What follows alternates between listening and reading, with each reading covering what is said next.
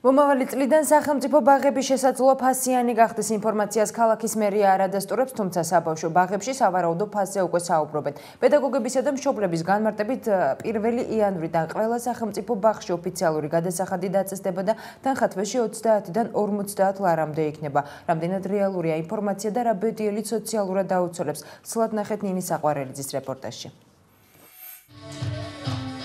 ეს არის 117 სახელმწიფო ბაღი ანაგის ქუჩაზე. ჯგუფში 35 ბავშვია და ყველა მათგანი მშობელს 10-დან 6 საათამდე ბაღში უფასოდ დაჰყავს. დღეს უკვე მათთვის ცნობილი გახდა, რომ მომავალი წლიდან კერძოს მსგავსად სახელმწიფო ბაღებიც ფასიანი გახდება.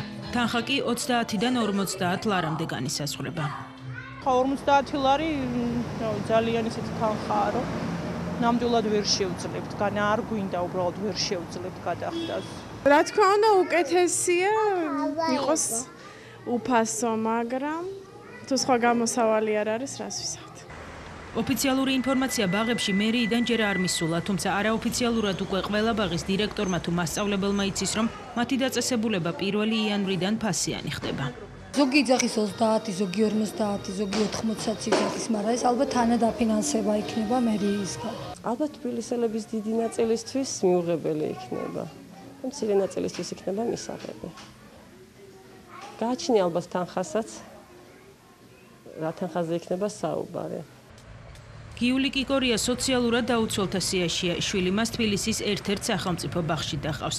ბაღის ადმინისტრაციას არ აქვს ინფორმაცია ცვლილებების შემთხვევაში, გავრცელდება თუ არა თანხის გადახდის ვალდებულება სოციალურად დაუცველ ოჯახებზე. ყველასთვის მე მგონი ცუდი იქნება ეს სოციალურად დაუცველი იქნება თუ არა, იმიტომ რომ